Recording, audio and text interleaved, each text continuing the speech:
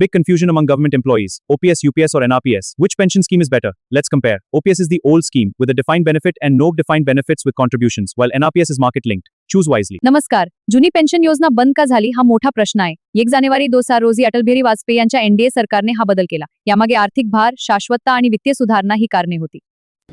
नमस्कार मित्रांनो, मी प्रभाकर निर्मळे. सरकारी कर्मचाऱ्यांसाठी 3 पेन्शन योजना आहेत. केंद्र सरकारने जुन्या पेन्शन योजनेला स्थगिती देऊन नवीन पेन्शन योजना आणली. राज्य सरकारने एक नवीन योजना आणलेली आहे. या 3 योजनांमध्ये कोणती योजना जास्त फायद्याची आहे, कोणत्या योजनेचे तोटे काय आहेत, सध्याच्या परिस्थितीला सर्वात फायदेशीर योजना कोणती आहे या संदर्भात सविस्तर माहिती जाणून घेऊया. राज्य सरकारी कर्मचारी संघटनेचे सरचिटणीस विश्वास काटकर साहेब यांच्याकडून. वेगवेगळ्या पेन्शन योजना आणलेल्या आहेत. 3 पेन्शन योजना आपल्याकडे आहेत. केंद्र सरकारच्या आहे, राज्य सरकारच्या आहे. या 3 पेन्शन योजनांमधील सर्वात चांगली पेन्शन योजना कोणती आणि त्यांची वैशिष्ट्य काय काय आहेत? सुधारित राष्ट्रीय निवृत्ती वेतन योजना, जी राज्याने स्वतः अभ्यास करून सुबोध कुमार समितीमार्फत जी निर्माण केली, घोषित केली, तीच योजना सर्वात आम्हाला फायदेशीर आहे. असं सध्या महाराष्ट्र राज्यामध्ये 3 पेन्शन योजना या सरकारी कर्मचारी आणि शिक्षकांसाठी लागू आहेत. या योजनांचा एकंदरीत विचार आपण केला तर पहिली NPS राष्ट्रीय निवृत्ती वेतन योजना ही केंद्र सरकारच्या PFRDA कायद्याच्या अंतर्गत ही योजना सर्व राज्यांनी अंगीकारली.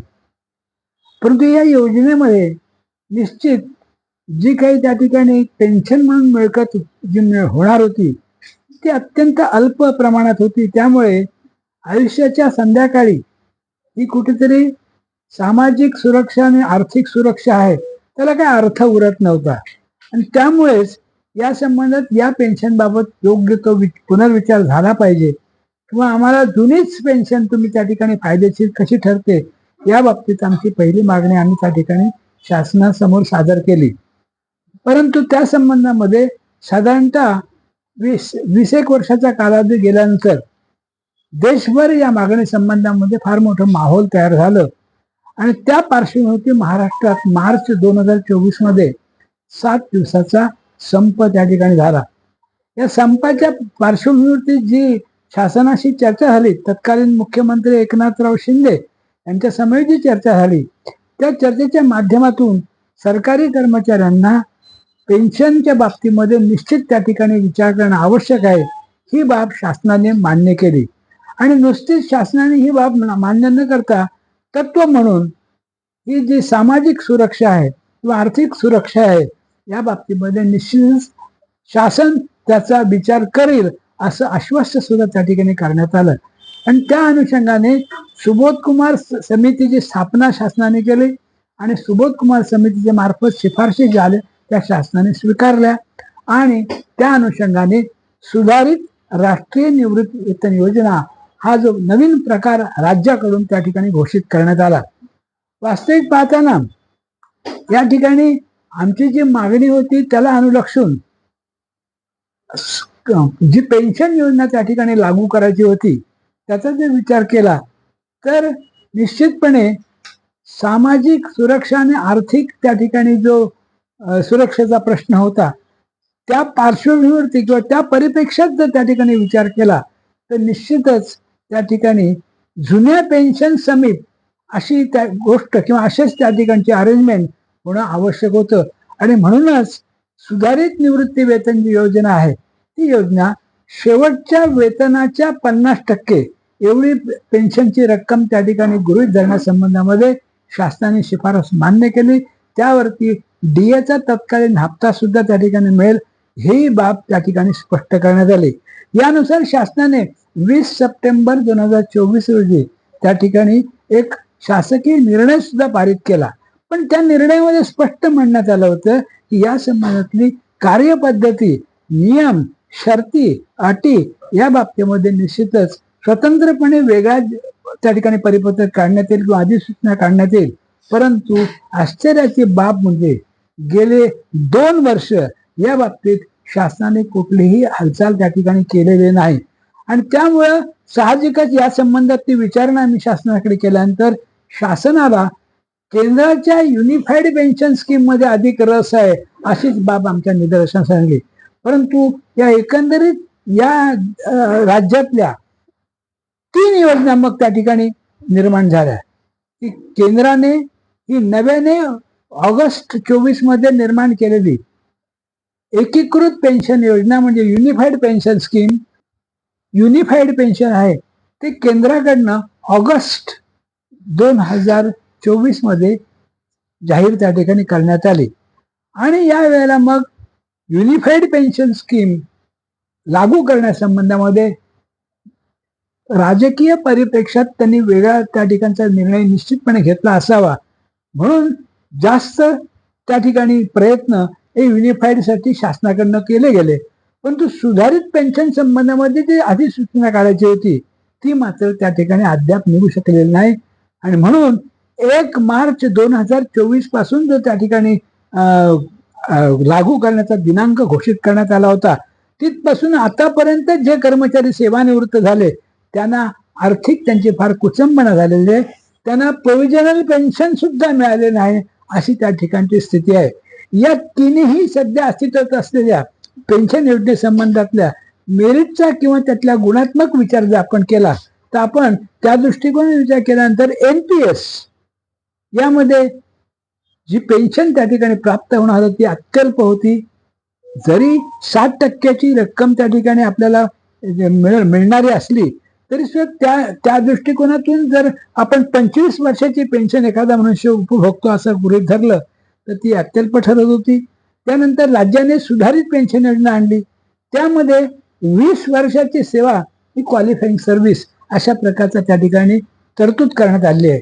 व्हेअरएज जी सेंट्रल जी योजना होती युनिफाईड त्यामध्ये 25 वर्षाची क्वालिफाईंग सेवा आणि 12 महिन्याचं ॲव्हरेज शेवटच्या वेतनाचं अशा प्रकारची तरतूद त्या ठिकाणी होती.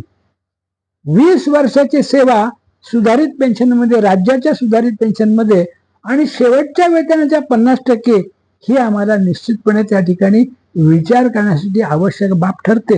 कारण रिक्रुटमेंट संबंधामध्ये महाराष्ट्र राज्याचा एकंदरीत आपण विचार केला तर मागासवर्गीय कर्मचारी साधारणतः 43व्या वर्षी त्या ठिकाणी सेवेत प्रवेश करतो. त्याची सेवा फक्त 15 वर्ष त्या ठिकाणी होऊ शकते. व्हेअरएज दुसरा जो सवर्ण वर्गातला किंवा ओपन मध्ये एखादा कॅन्डिडेट लागतो तो सुद्धा 38 वर्षाचा लागल्यानंतर 20 वर्षाची त्याला क्वालिफाईंग सर्व्हिस त्या ठिकाणी होते.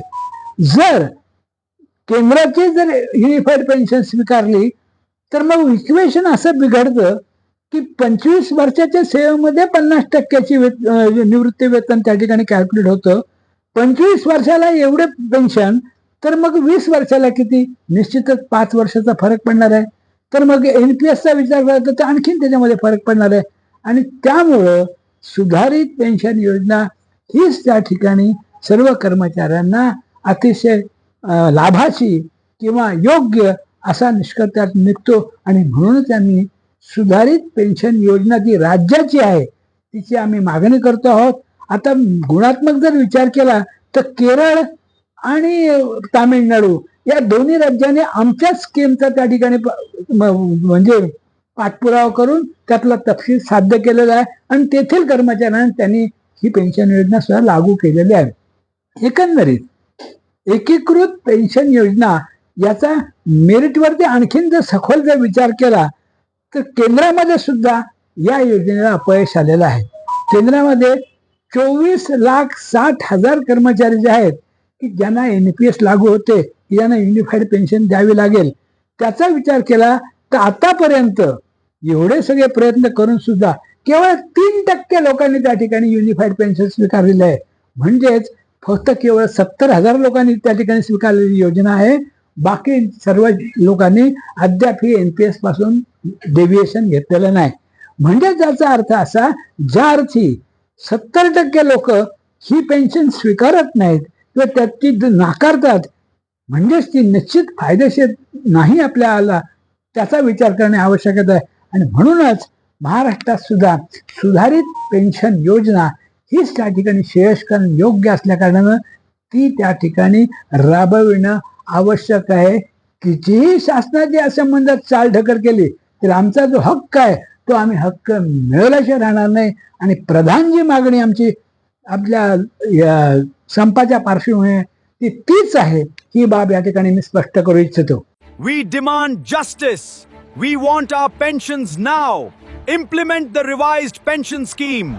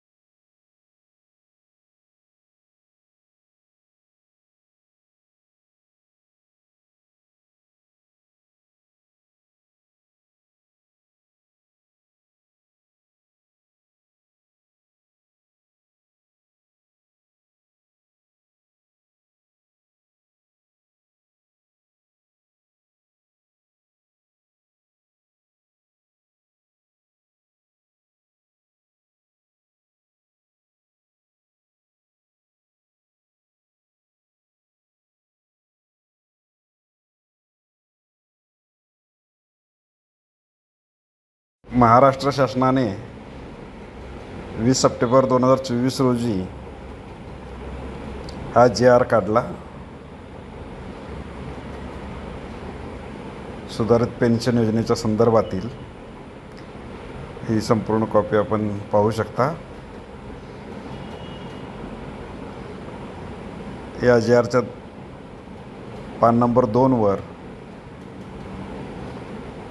या आदेशाच्या अंमलबजावणी संदर्भात आणि अटी शर्तीच्या संदर्भातील मुद्दे आलेले आहेत. ते पण इथे हायलाईट केलेले आहेत, आपण पाहू शकता. याचा उल्लेख पत्रकार परिषदेमध्ये माननीय काटकर साहेबांनी केलेला आहे.